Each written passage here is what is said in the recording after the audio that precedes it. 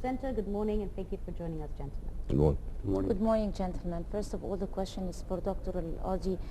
With the irregularities that were mentioned throughout the news in most of the polling stations and the very low turnout of the voters that was mentioned also by the people who were covering the electoral process. How do you justify, while you're monitoring the electoral process in the second round, what is the reason behind this difference between the first round and the second round? Well, I understand that from the news that I've received that the average presence is about 30% or so in the first day, which means that actually if we consider the 2 days poll, I guess we will achieve the same rate of around 50%, exactly, more or less like the first round. So I don't think we have a very low, probably people preferred to spend a nice weekend on Friday and Saturday, Also and then because yesterday was very hot. Well, today will be much hotter. As a matter of fact, it's very humid today, and I guess that the same temperature as yesterday. So I guess that people probably prefer to go late at night when it's much cooler, and probably also enjoy the weekend, the weekend, and just have the last day for the polling. I guess this is But today is not a weekend?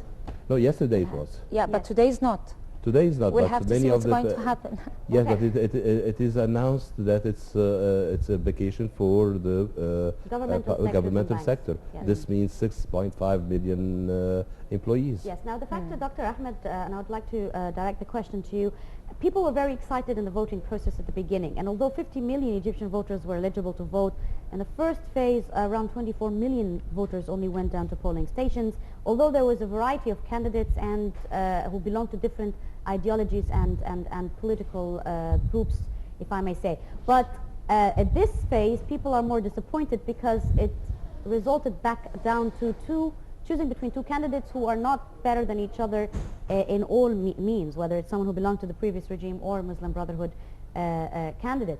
And again, a lot of people decided to boycott the voting process, and some decided to even intimidate their voices. How do you see that? First of all, good morning for hosting us. I think you did, in your question, you depicted the reality by highlighting the main element, which is political disappointment. When you are politically disappointed, and in a nation that has been suppressed for over 60 years, half a century, of voting and of practicing a right of voting, and then the end result gets to be expressed as in the presence of two candidates that do not fit the criteria of many of the millions of voters, then you get such a reaction. Still, the first round of the elections, having 47% or 48% of the eligible voters go to the voting ballots, that was quite a number, quite a good number. This is our first experience, as I said. We're still developing in that arena, but comparatively, you look at the elections turnout in the U.S., in Spain, in Portugal, in France, and England, and you would get probably within the same percentages, 45 to 55%. But within the 30%, people are still fearing that within the 30%, people could invalidate their voices. Well, and then that wouldn't, of course, be clear unless the voting counting process starts tonight. It's true, but look, those who choose to boycott, who choose to invalidate their ballots, and again, I don't see the reasoning, because a candidate will be chosen based on the correct number of votes. So these two actions seem to me to be counterproductive. However, this is a political statement that some people wish to make, and a lot of journalists, along with a lot of analysts, have promoted this kind of action. If we talk about the mere percentages, I think it goes back to what you mentioned in the first part of the question, and that is the element of disappointment. Are politically disappointed. The hype of the revolution, the hype of the events portrayed a different outcome. Hence, maybe the two remaining candidates do not translate the aspirations of let's say 50% of 53% of those who are eligible to vote. Mm. The question is for Dr. Al Kady. Of course, since in light of all the mixed reactions that are taking place right now, but still some people would say, among them was a political analyst that I was just talking with in the press digest, and she said that democracy is a process of evolution rather than a revolution. So we need time to evolve with democracy. So how do you read that phrase? Does that depict on the situation? Well, I do agree on the concept of an evolution. Everything in the world is an evolution. This is something that we've learned in engineering, okay? So finally, when you talk about revolution, it's an evolution of something, but with a large step, okay? But let me come back a little bit on what was said a while ago about the attendance in on ballots and so on. The fact that we have a number that would like to invalidate their votes, as a matter of fact, the percentage we at IDSU perform surveys, and the percentage that is foreseen to invalidate is about 2 or 3%. So practically, it's not that much significant. From another point of view, about the participation, what is the percentage of participation expected, and people are disappointed and so on, you'll find that the people that participated in the first round actually are eager to participate in the second round because they want to prove a point. They want a certain decision. Whether they are happy or not fully happy with the different candidates, this is not the issue. The issue is that they want to prove a point to really choose somebody for the next period. So actually you will find that more or less we have the same, I think we will have the same percentage of attendance on the ballots. So the fact that people will be disappointed and that the percentage will be much lower, I do not believe it will be so. Yes, Dr. Ahmed, now speaking of whether people are happy or disappointed or not, as you both gentlemen said, a lot of analysts have had different opinions on why we have reached this point and ended up with those two candidates in the first place. Some said, well, it's a struggle between the army and the Muslim Brotherhood over power, and some said it is the reality of the Egyptian society, which a lot of people have missed out, and that is the division or the different educational level and social levels that have reached us to this point, that out of the 13 candidates, we ended up again choosing two candidates who they want power, they're hungry for power and they're hungry for control, and they both do belong to the old regime as well. It is a fact, whether it's the Muslim Brotherhood, it's been there for 80 years or so, or Ahmed Shafiq, who was working in part of the system of the old regime. So is it true in your opinion that it is a struggle between the army and the Muslim Brotherhood, or is it the Egyptian society and the majority of the people who have a certain educational level, they have lack of political awareness, and at the end they want someone who's either too strong to bring back security and stability and end the chaos, or someone who speaks on the behalf of God so that he would not he would fight corruption and he would fear people's rights and so forth?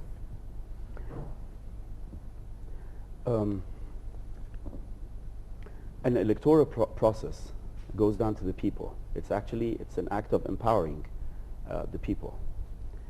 And in our case, you can actually depict a mental picture of a sort of change management. We're changing management systems here. Now, every single entity in any state, democratic, non-democratic, authoritarian, whatever you want to call it, dictatorship, whatever you want to call it, every single entity has its own interest, power interests, and it would try to clinch on. I'm not very concerned about the struggle between the army, the MBs, the liberals, whatever it may be. That doesn't concern me at all. What concerns me is the question of the people. How do people see this? And therefore, and I thank you very much for your question, because this is something that I wanted to bring on the table of this show. I was very concerned that I'm very disappointed at the level of negative campaigning.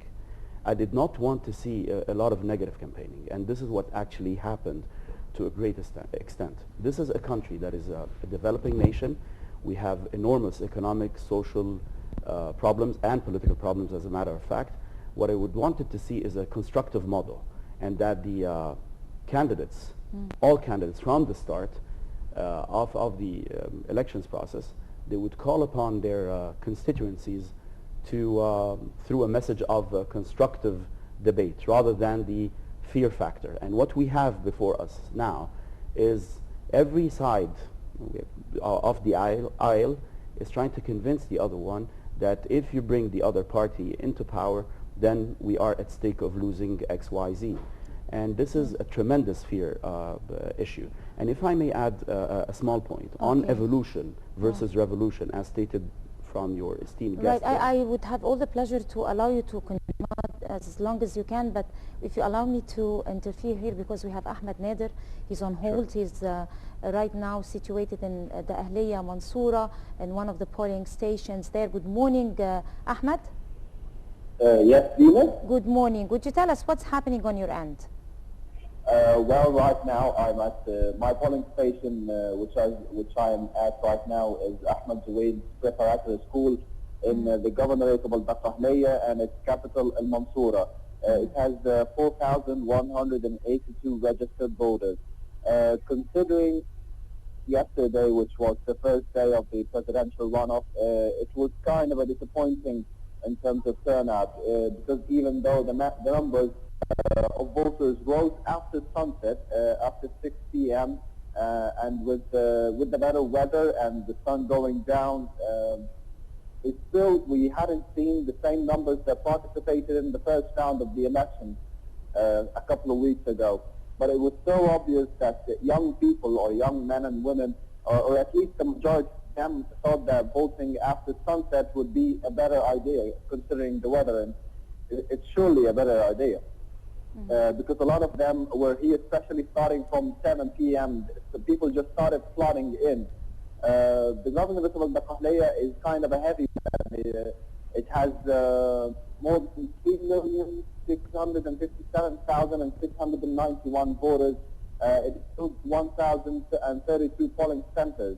Only 1,700,000 voted in the first round. So it is really obvious that a lot of youth and Al-Bahrahliya inhabitants have boycotted the elections this time and will not even participate tomorrow or today. Right, Ahmed, while you were talking with people, probably had a chance to talk with some of them who flocked into the polling stations this morning and yesterday. So did you talk about the driving forces that mobilized them, or maybe directed them to the polling stations? Of course, it was there were differences between the young people and the senior citizens and the female voters. Did you find any differences? Well, what I've noticed that a lot of young people have not participated yesterday and will not participate today. They said they're not going even to cast their ballots or vote this time around, because they were not considering that the remaining two candidates, Lieutenant General Ahmed Shafiq and Dr. Muhammad Morsi, were representatives for the revolution or would serve the revolution any good. So they're not going to give them their voices or give them their votes. So they boycotted the elections yesterday, and they're going to boycott it today as well,